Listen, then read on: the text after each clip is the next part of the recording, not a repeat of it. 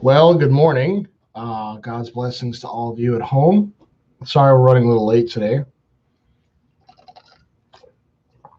We're down to one vehicle in the household for a variety of boring reasons.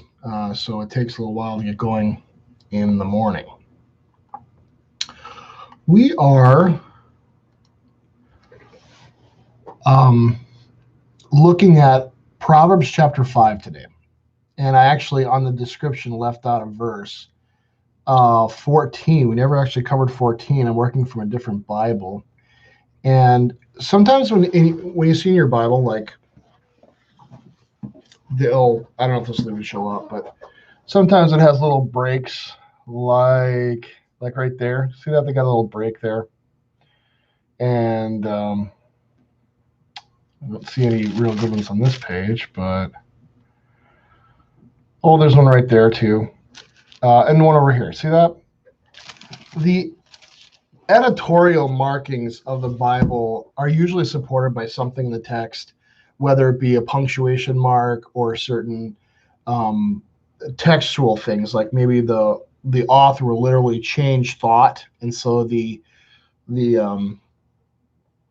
editors of the Bible, the ones that are putting together the ESV, will put a break there in the text. But honestly, a lot of times these breaks are debatable and not something we should put a lot of stock in. Well, I was working with my NIV Bible last week, right here, and that has a break after, I believe, verse 13. And my ESV has a break after verse 14. So I think what ends up happening is we miss between last week and this week, we missed verse 14. So we should take a little time in looking at that. Verse 14, I am at the brink of utter ruin in the assembled congregation. Oh, no, we did cover this, yeah. That your folly is revealed in front of everyone. Going back so we can put today's verses in context, just a little bit in case maybe you're jumping in for the first time.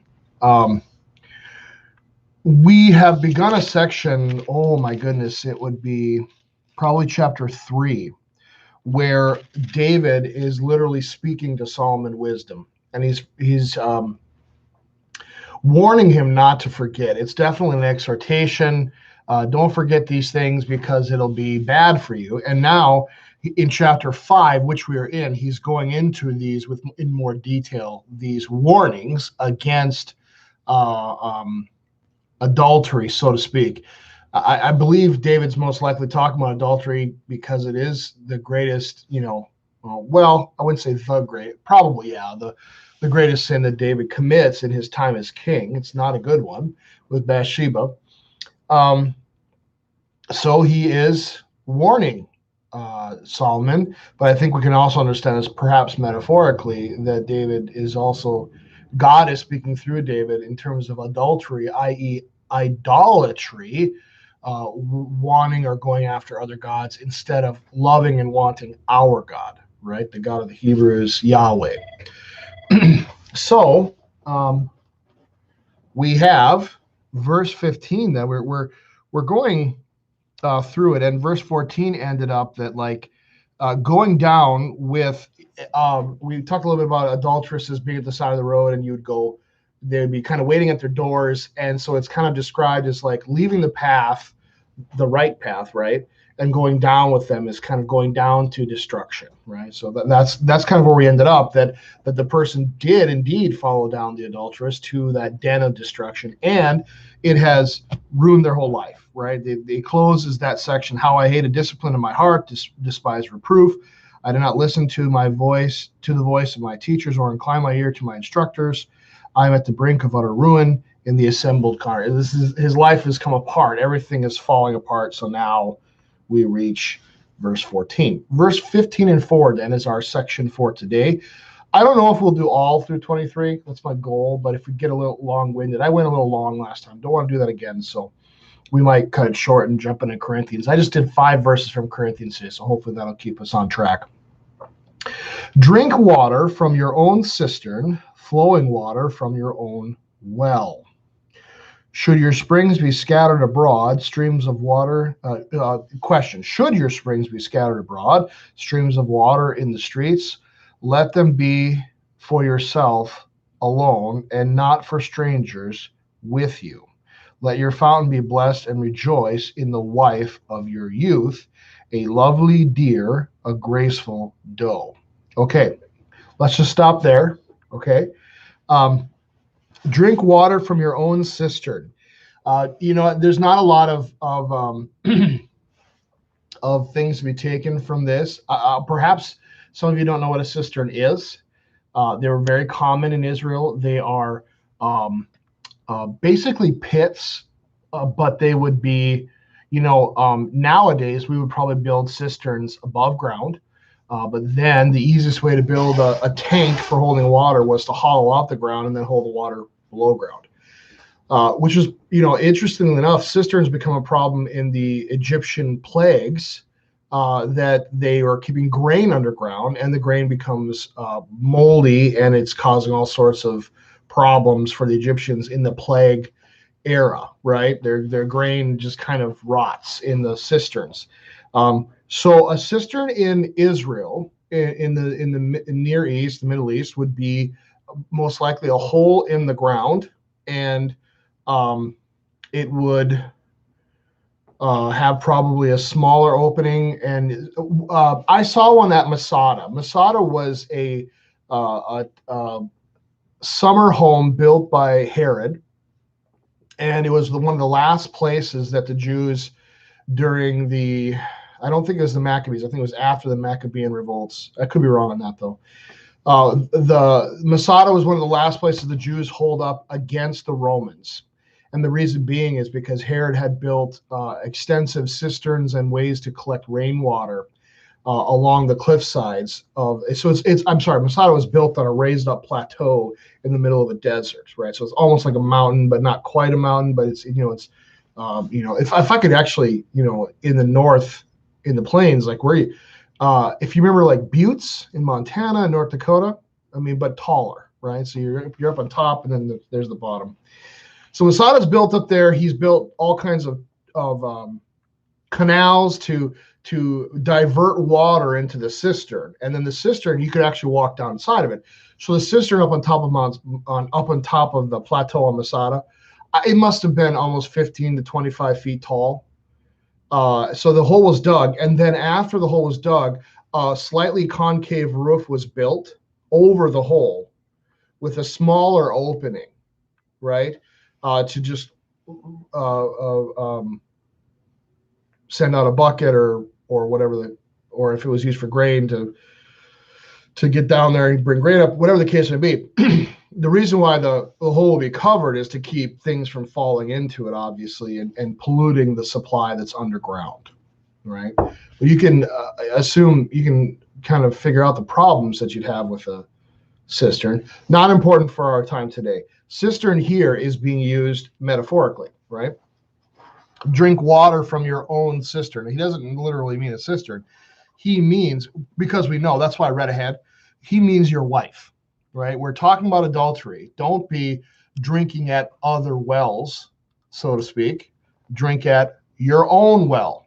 And that is a good thing. Flowing water from your own well. I want to take a minute to, we have to remember that Apostle Paul is a trained Jew. He was trained by Gamaliel, who is a well-known Jewish teacher, okay? So Paul learned all the nuances of Judaism, specifically a biblical understanding of how to live as husband and wife, a biblical understanding of personship. That's a really bad word, but Jews don't, the Greeks would think of someone as both physical and spiritual, and these two things are kind of separated, and life is about kind of overcoming the physical. The physical is seen, is held out or is thought of by the Greeks as being lower, and the spiritual is the higher. So you're trying to escape the physical, and this is still the case. We this idea of maybe Platonism or it's also a Gnostic belief. I don't think it's Platonism. I think it's probably Gnostic. I think Plato's philosophical system kind of speaks to this, but it's also Gnostic. So you'd have Christian, even to this day, you have Christians talking about this. Someone's dying of cancer, and their life pursuit at this point while they're dying of cancer is to escape their body. And no, God's plan is actually to redeem you, all parts of you, your spirit, your soul, your mind, and your body. And the Jews don't think of it as these separate things. They just say nephesh, right? It's the person. We've talked about this before. So Paul's trained in this idea of personhood, and that your body is important. What you do with it is important, right? How you honor God with your body is important. And he's also trained in a Jewish understanding of marriage and sexuality, right? What I'm saying here is that if we read Paul, even though it's a New Testament, we can get a pretty good understanding of how a Jew would understand marriage and sexuality. Okay, and I want to talk about this for a moment because we're going to get right into this in the Proverbs today, where he talks about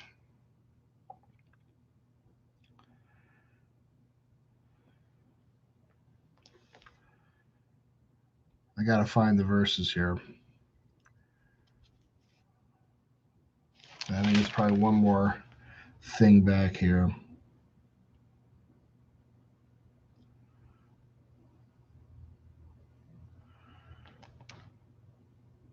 Okay. So we're in chapter 7 of 1 Corinthians, a letter by Paul to the Corinthian church. And he says this: "Now concerning the matters about which you wrote, it is good for a man not to have sexual relations with a woman." Okay. I'm sorry. Yeah, it is good for a man not to have sexual relations with a woman.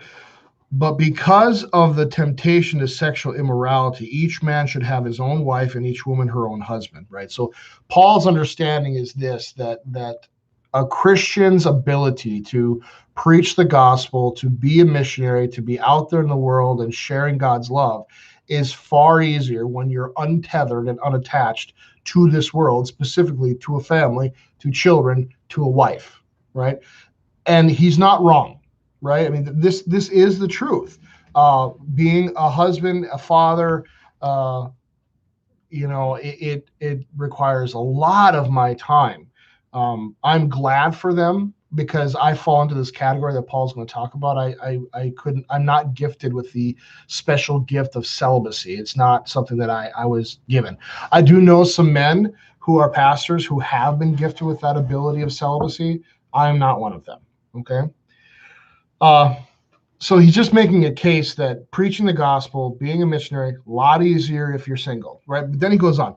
"But because of the temptation of sexual immorality, each man should have his own wife and each woman her own husband. The husband should give to his wife her conjugal rights, and likewise the wife to her husband." Now, it seems strange that a husband would have to give to his wife the conjugal rights. That seems like a no-brainer, because I don't want to joke about this or be silly, but I think we can all understand that there is a larger sex drive in a man than there is in a woman, right? I think that's if you want to argue with that, I mean, you can, but I don't buy it. Okay. There's a larger sex drive in a man than a woman. So we're kind of wondering, well, why would Paul say that a wife would need to have her conjugal rights? Well, in the Roman era, it was very common to have a wife who was your proper wife, and she was the one whom with you try to live a chaste and outwardly looking, pure life. But then you'd also have a mistress, and this woman you would kind of take care of, but she would be the woman you'd do everything that you'd wanted. You see what I'm saying? It's not a good thing. And then a man would come home and he wouldn't be giving his wife what she is owed because she is married to him, right? He's kind of commenting on the Roman understanding of marriage. I don't think here he's talking to Jewish people. I think he's talking to Gentile converts who have this problem where they've got a wife and then they've got a mistress and maybe another person they're experimenting sex. I mean, who knows, right? You got in Corinth, you've got the temple of Aphrodite with, a couple thousand cultic prostitutes. Who knows what's going on there, right? So here we go. This is why they should give each other their conjugal rights. For the wife does not have authority over her own body, but the husband does. Likewise, the husband does not have authority over his own body, but the wife does. And so when you're given and taken in marriage, that right of sex is now hers or his, respectively, right? We've become married to each other. And so the only person who has a right to have sex with you and vice versa is me. That's what he's saying. Husband and wife, now that you're yoked together, and not that he's saying that people who aren't married have carte blanche to go ahead and, I think what he's saying actually is the only place that you have a right to sex, to sexual relations, is within a married relationship. I would think by it not being in the reading, he's pretty much saying if you're not married, you have no right to have sex. This is how God ordained it to be, is within a wedded relationship for the bearing of children. This is what God means sexual relationships to be. So they give these rights to each other. Verse 5, do not deprive one another except perhaps by agreement for a limited time, that you may devote yourselves to prayer. For example, oftentimes during Passion Week, my wife and I will just say, we're going to forego any thoughts about this during Passion Week to focus ourselves on what's going on right now, right? So I know it's weird to say, but it's just an example of like where a husband and wife might agree, or maybe we're on the verge of childbirth or something like that, and or someone has passed away, right? And you're just very emotionally vulnerable and raw, and this is not the right time, right? So we might agree with each other. Let's just forego this for a while and then come back to it later, maybe, and when we're in a better place, something like that. Right. So it's okay to mutually agree, but then come together again so that Satan may not tempt you because of your lack of self-control. Now, as a concession, not a command, I say this: I wish that all were as I myself am. So in other words, I wish everyone was celibate, right?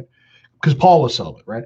But each has his own gift from God, one of one kind, one of another. So he's admitting that not everyone has this gift of celibacy. He wants everyone to be like him, but he realizes that's not possible.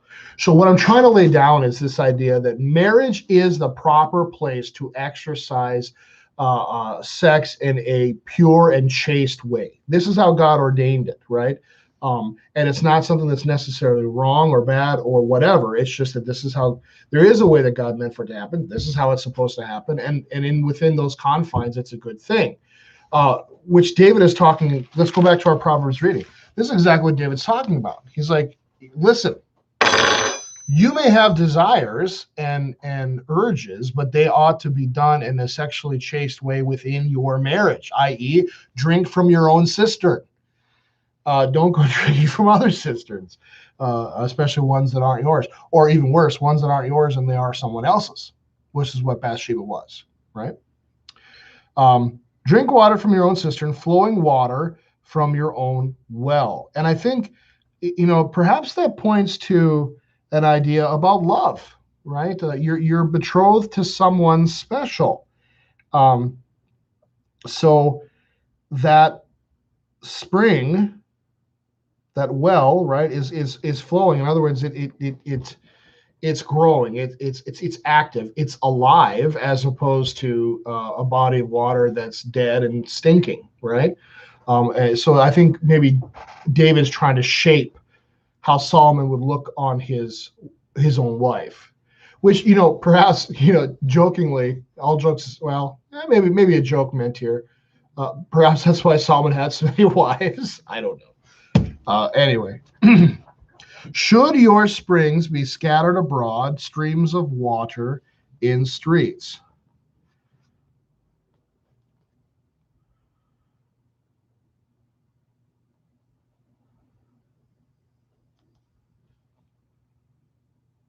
Okay. So I think what he's getting at here, the thing that gives you sustenance, the thing that gives you life, these springs right in the desert, should they be scattered about? Right? Should you be looking for sustenance in 5, 7, 10, 15 different places? No, no. That, of course, that's the, the answer to that. It's one of these questions that assumes an answer, right? It's like, should you have these springs everywhere? Streams of water that are just out there in the street? No.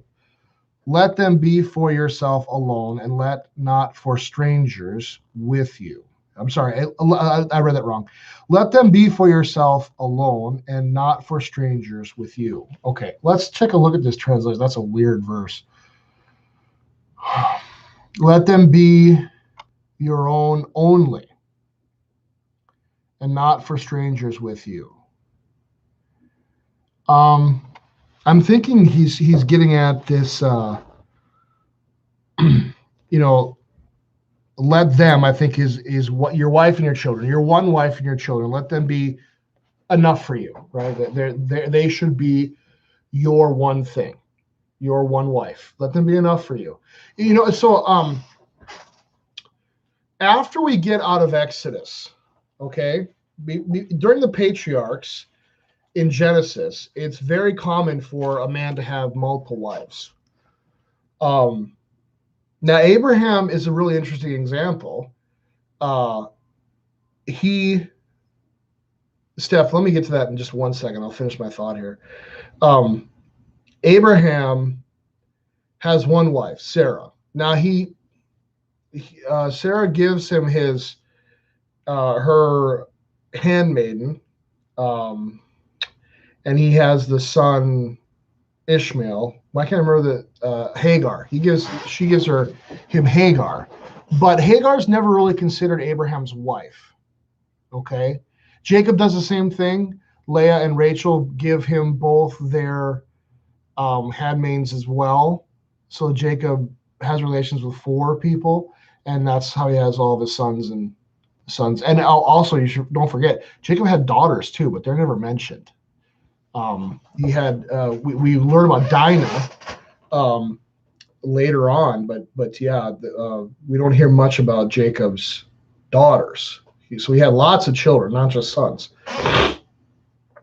Then after the Exodus, what you find is that the numbers of men having multiple wives really just nosedives.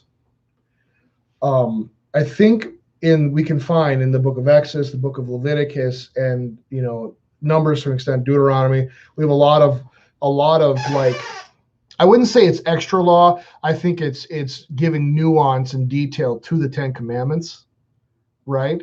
And then the idea of like adultery, the 6th commandment, especially, we start looking at these things realistically, and it's not like it's not a number thing. It starts becoming a mind purity desire thing. Jesus always does this. He always, in the Beatitudes, he's talking about actions. He starts like, you have heard it that you shall not, what's a good example? You shall not hurt your brother. I tell you the truth, if you hate your brother to hate, you have committed murder, right? So he's getting at not just outward actions, but inward intention, right? Which I think actually the commandments, and more importantly, in Exodus, Leviticus, and Deuteronomy, the explanation of the commandments, you have a lot of extra detail, is really trying to get at is that there's a kind of an inward spirit-led reaction to God's word, and that's how we Galatians, kindness, gentleness, what is it? Kindness, gentleness, thankfulness. There's a bunch of them. And then it says, against these things there is no law. In other words, you can't force them to happen. They just come out of the heart. They're naturally occurring things from the Spirit, right? So perhaps God's law is getting at this, and this is how we are supposed to kind of live. So in other words, it seems like a taboo begins to develop about having multiple wives after the covenant at Mount Sinai.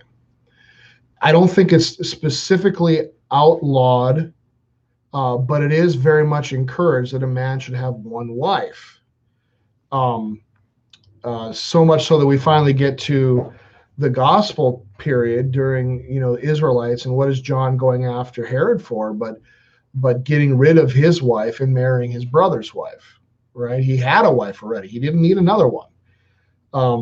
So I think this fits very, very well. David is, of course, post Mount Sinai, and David's making a case for be a man of one wife and have her be your only cistern, so to speak. Always go to her for love, care, concern, sexual desire, romance, all these things. God has appointed one person for you. And I'm not sure. I think there's a lot of really straightforward reasons. I think, number one, we see in the Bible, especially in Jacob's life, right?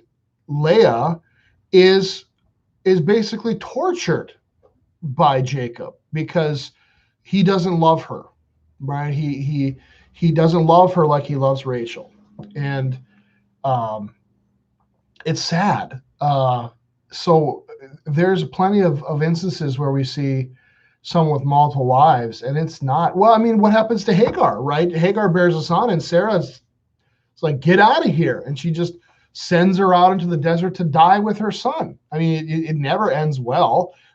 These terrible TLC programs where they have Mormons doing the whole sister wife thing, and they've got like one guy's married to like 5 different people, and then they do these interviews with them, and they say like, well, I'm really happy, but you can read their face, and she's not happy. She doesn't want to share her husband with somebody else. Who does? It's ridiculous. No one wants to. So there's just an obvious sense here that sharing your husband with someone else, or vice versa, sharing your wife with someone else. We've seen this too lately. They've been trying to throw out this idea of polyamory, where multiple people are married together. And they have this, there was this one couple, well, I shouldn't say couple, it was like four people, 3 guys and 1 girl. And they were putting this family all over the news, like, oh, look, this is the new borders of sexuality. This is great, wonderful, all things, great. And then they didn't tell you that like 3 months after they did their interview, one of the guys who was so sad about the nature of the relationship, and that basically he was kind of around, but he wasn't seen as an equal to the other 2 guys in their relationship. And he was usually left watching the kid. And he got so frustrated with the child one day that he hurt the child like an infant. And they've had to take him to the hospital. This guy ended up in jail. The family's all broken up. And they're this group of people, their parents are all just besides themselves. Like, what is wrong with our kids? They don't talk about that. Right? They don't ever show that because it's not possible. You can't share your husband or your wife with somebody else. Now, there's also the idea that I think marriage, Paul says this extensively in Ephesians chapter 5, that a marriage is supposed to represent the relationship between God and his church. And we all know the Lord says, I, the Lord your God, am a jealous God. Does he want us to have other gods? No, he does not want us to have other gods. He wants us to have him and him alone. So that is the nature of relationships. We ought to have, God has ordained it after the time of Genesis and the population of the earth. Now God's thoughts on the matter are that we ought to be husbands and wives of one spouse. That's it. So now we're going to get into some fun stuff. Okay. Let them be for yourself alone, and let not for strangers with you. Right. Yeah. So Steph pointed out here too on the comments, and not for strangers with you, or we have, and not for strangers with you. It's pretty much verbatim right out of the Hebrew here. Probably the idea that strangers should not be involved in your relationship in any meaningful way, right? You should be you and your wife and your children. That's it. Let your fountain be blessed. And I think found here would be family, or probably more specifically your wife, right? This would channel Psalm 128, and I'll read that real quick, just to give a sense of how Hebrews think about this, right? Um, You shall be this. I'm skipping ahead. Verse 2. You shall be blessed and shall be well with you. Your wife will be like a fruitful vine within your house. Your children will be like olive shoots around your table. Now, the reason why they say olive shoots is that if you've ever had an olive tree, you know that like you can knock it down, and then or even when it's still alive, olive trees send up shoots all around them. Like some trees do this, right? Well, they'll send up little suckers off of the roots. Olive trees do this like crazy. So you have just so what that means is, may your children be just springing up abundantly all around your table. And of course, we're in our modern world where we've kind of shunned children and in a right way of living, right? We're like, oh, that'd be terrible having kids be everywhere. It's like, and then would it be that terrible to have multiple kids? We think it would be terrible because we can't think about their life then, right? Their life was one of making sure that there was enough food to get through the winter, that my children and my family were being taken care of. There were no binging on Netflix. There was no waiting for the next Marvel movie to come out. There was no rock concerts or any of these things that we amuse ourselves to death with. It was just family. So the best part about life, and I think it still is, even though we don't want to admit it, is being with family. So this is Israelites view children as a blessing, and the more children in your family, the bigger the blessing. And then God has blessed them. Going all the way back to Jacob. Jacob has how many sons? And they are the progenitors of an entire race. The more kids you can have, the better, right? So let your fountain be blessed and rejoice in the wife of your youth. In other words, the wife you married when you were young, right? A lovely deer, a graceful doe. Now, why a deer? Deer illustrates the beauty and gracefulness of one's wife. So we have here. So let's look at this real quick here. A lovely deer. I want to look at verse 19. A lovely. So let's look this up.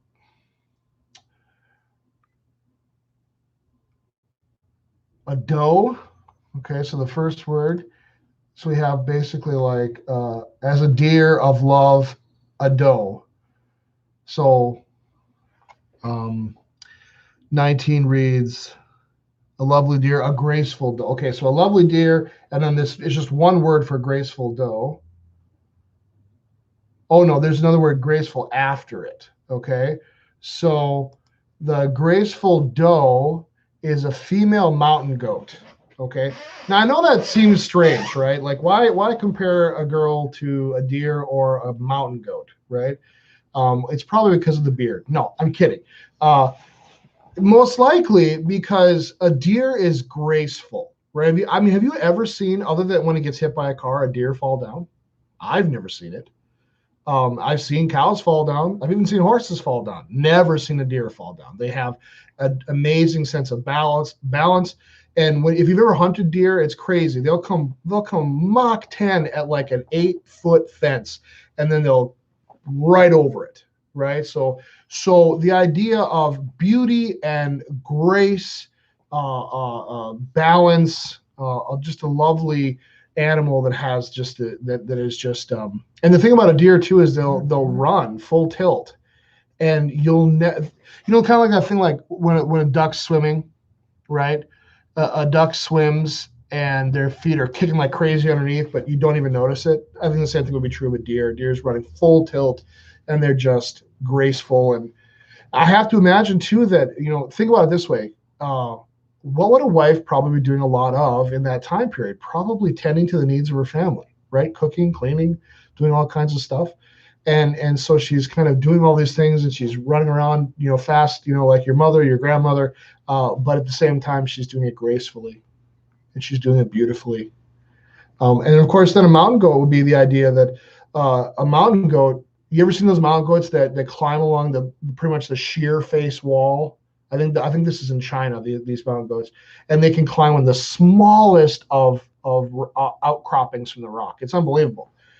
So just a woman of balance, a woman who is sure-footed, and I think sure-footed probably is not necessarily meaning like literally sure-footed, but a woman who is balanced in terms of life and in terms of being a mother and being a wife and all those things, right? So it's I know it sounds strange. It's a weird way of complimenting women in our world, but it's a kind thing. It's a beautiful thing, right? Okay, let's go. Let's go on. Now, all right. This is where our Bible study might go beyond PG here. Let her breasts fill you at all times with delight. Be intoxicated always in her love. Why should you be intoxicated, my son, with a forbidden woman and embrace the bosom of an adulteress? Well, I almost kind of wish 19 and 20 were flip-flopped so that it ended on kind of gospel instead of law like that. That's fine. It's not a big deal. So I don't know how to explain this. I think I might just leave it alone. I think that's something that a husband understands. I remember when I got married, one of my friends, Matthew Worm, told me that there's only one person in your life whom you will live like with Eve. Okay, so Adam and Eve were in the garden before the fall into sin. They were naked and they were unashamed. And there's only one person in your life that you will live like that before, and that's your wife or your husband. And it's a beautiful thing, having that level of trust, comfort, association, but also, I don't know how else to say it. Yeah, it is intoxicating. The female form of my wife, yeah, it's absolutely intoxicating, and that's a good thing, and I'm glad about that, and I don't want it ever to change. I think it has a lot to do with, if we ever get a chance to look at it, Proverbs 31, it's really interesting. Maybe if you have time today, take a look at it. So Proverbs 31 talks about the beauty of a woman, and it never mentions her looks, not once. It talks about her knowledge, her abilities, her craftsmanship, her salesmanship, her ability to run her family, all these things. And it never once mentions her looks, right? And this is I guess what I'm trying to say is this is how Proverbs is teaching us to look at women. It's not about looks. It's about who she is. It's how she supports you as a husband. It's how she raises your children. It's how she is part of your life, right? This is what makes a woman beautiful. And perhaps sometimes we ought to take a look in the mirror, right? And really check ourselves and realize that the beauty of our wives is very little to do with what Hollywood and our culture thinks is beautiful. Look for a wife who loves the Lord, right? Look for a wife who loves Jesus. Look for a wife who shows respect to her father. Yeah, that's what you want. So when you're married, let your wife and her body and the sex that you share be your delight, not chasing after other women and other things. Because we go all the way back to the beginning of the chapter, or verse 14. What happens? I went after other women, and my life is utter ruin. Right? If only I would have listened to my teachers and my pastors, my life wouldn't be completely screwed up right now. That's kind of what we're getting at here. Love your wife. Be intoxicated by her. Don't go into embrace the bosom of an adulteress, right? Because it might be,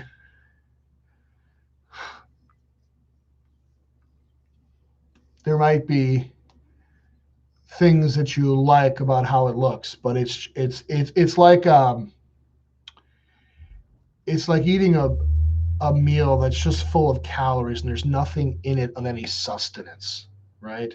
It tastes really good for about 5 seconds, but it just leads to ruin. right? Don't do it. Don't do it.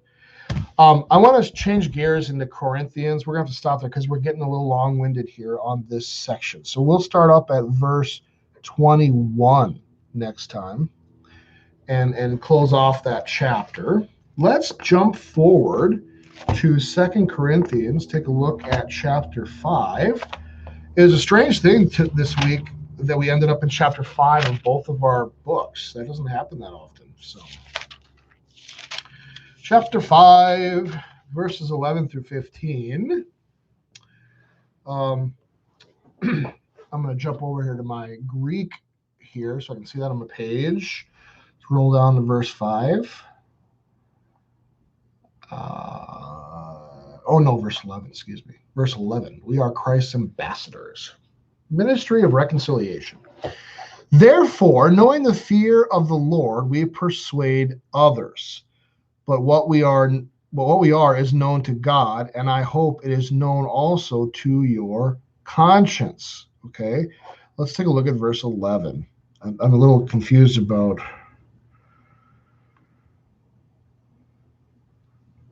Okay.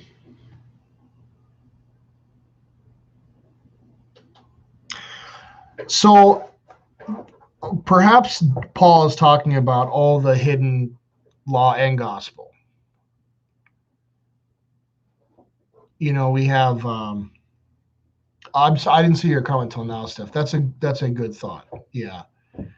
I think we have to admit though that within Steph wrote a comment. It's intoxicating but merely physical without the love. Yeah, I think we have to be honest with ourselves too, that there are times where even our married relationships are there are physical needs there, right? And this is the thing, is like we can't divorce parts of ourselves from other parts of ourselves. So our physical needs are our spiritual needs. Our physical needs are our mental needs, right? They're all that we're one person. In other words, I have a need. Right now it's physical. Tomorrow it might be spiritual. But regardless, me, Ryan, I have a need, and it's okay to just call it what it is, right? I think if we were maybe more comfortable with calling a thing what it is, it might be better for us in the long run. Yeah. Okay. So we have this idea in verse 11 of jumping back into Corinthians, verse 11 of Corinthians. But what is known to God? I'm guessing that is the good works, bad works, secrets we've kept, sins we have committed. Although we have to remember that when we ask for forgiveness of sins, God promises to forget them. So if he forgets them, they're forgotten. They don't exist. The only person who remembers them is us. And probably we remember them not because God is helping us to remember them, but because the devil is helping us to remember them. So he knows these things, and they're known. So who we are, what we are, is known to God. But Paul's saying, and I hope. So in other words, him in his teaching role, maybe his underlings as well, Apollos and Barnabas and Mark for a time. There's a bunch of people who served underneath Paul. I'm sure I should say not underneath him, but alongside of him, right? So these people. But he says, I hope it's known also to your conscience. Who you are is known to your conscience. And we go back to the chapter before, which is what? For in this tent, our bodies, we groan, longing to put on our heavenly dwelling, go to heaven, if indeed by putting it on we may be found naked. For while we are still in this tent, we groan, being burdened, not that we would be unclothed, but that we would be further clothed, or clothed our mortal bodies. So Paul's saying, hey, you know what you are, right? You're a sinner who's been made justified and right with God through baptism and through the death and resurrection. I should say death and resurrection of Jesus, connected by your baptism to that death and resurrection, right? So you know who you are, and God knows who you are. You should know it as well. It should be on your conscience, right? It is hope it's also on your conscience. So who you are, you're a person living in this vessel of clay. You have a limited amount of time to affect the world. You put your hope in the things that are to come, not in the fleshly delights of this world. And you witness to Jesus. Right? This is who we are. You should know this. God knows it. You should know it as well. Verse 12. We are not commending ourselves to you again, but giving you cause to boast about us, so that you may be able to answer those who boast about outward appearance and not about what is in the heart. Okay. So he says here, but what we are is from God, and I hope it is known also to your conscience. I think Paul maybe talking about, he takes a lot of ownership in who his people are. He takes ownership that they've come to faith, they believe in Christ, so they're kind of he looks at them as his, right? And so he's not I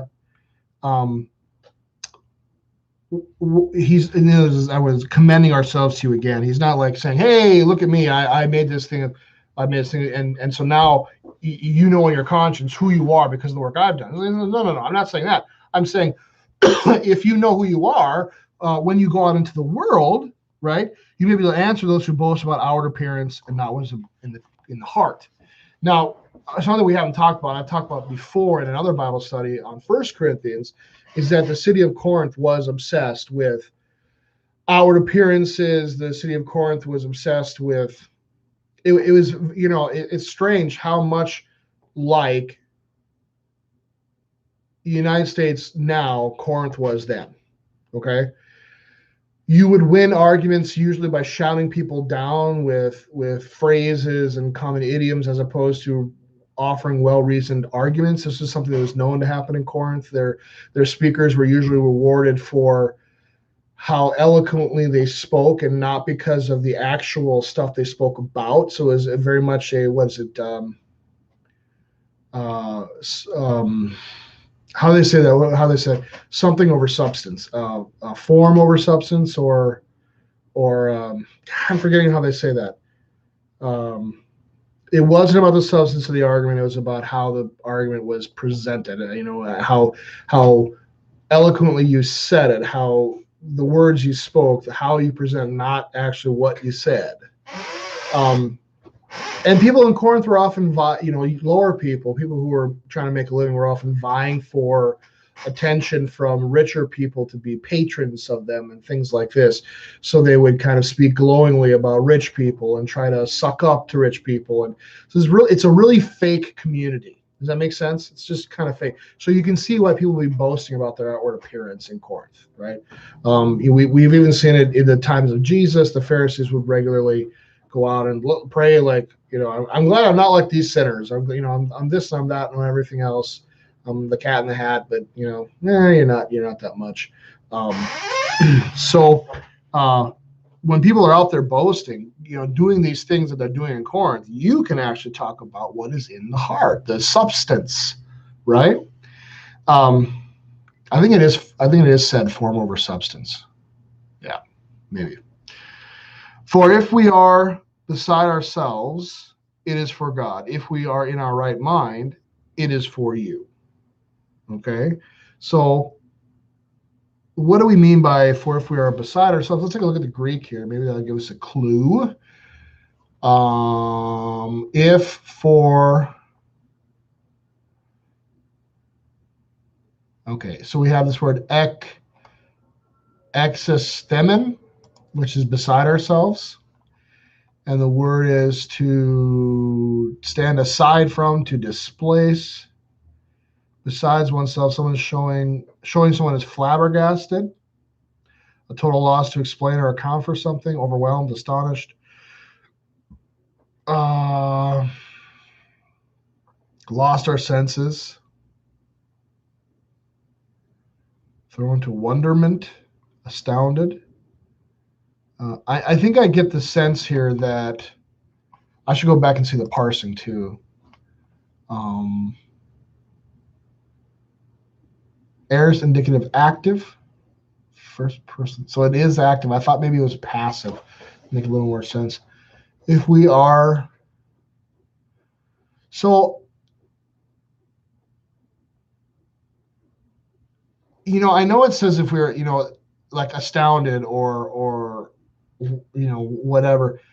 I kind of think he's talked about this before. He's kind of intimated that oftentimes they do crazy things. They act in crazy ways, but they do it for the Lord. In other words, they do things that are uncommon in the world they live in. They do things that go against the grain for the community and the world they live in.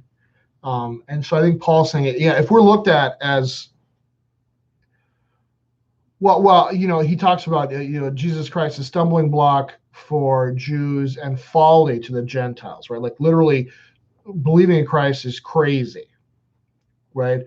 So I think this is kind of what he's getting at here. If we are crazy, if we're acting like crazy people, if people kind of look at us astoundingly, like what's going on with them, it is for God. If we're doing crazy things, it's for God that we're doing them, right?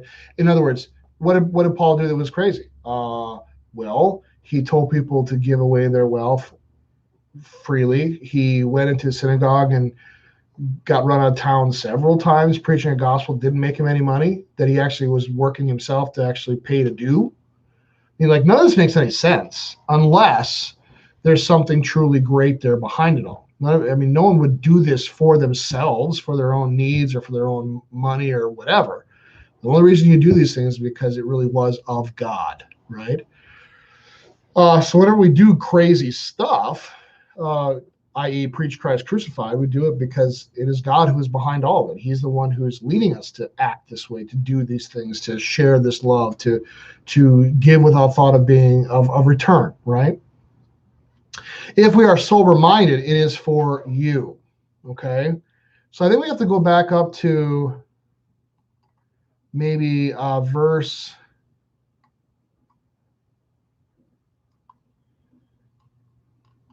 11, right? Verse 11 says, "But what we are is known to God, and I hope it is known also to your conscience." And then the beginning of verse 12, "We are not committing ourselves to you again, but giving you cause to boast about us." Paul was the one who showed them this inner way, this truth of the Spirit, this living for God. So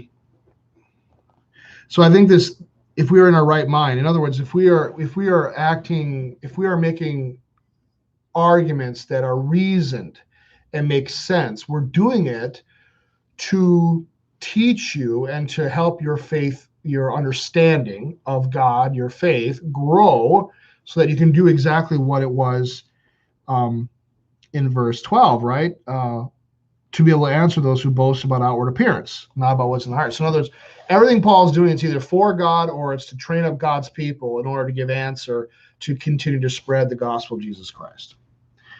I think we're going to 15. So, "For the love of Christ controls us, because we have concluded this, that one has died for all, therefore all have died, and he died for all, that those who live might no longer live for themselves, but for him who for their sake died and was raised." The love of Christ controls us. Perhaps he's talking about the work of the Holy Spirit, because we have concluded this.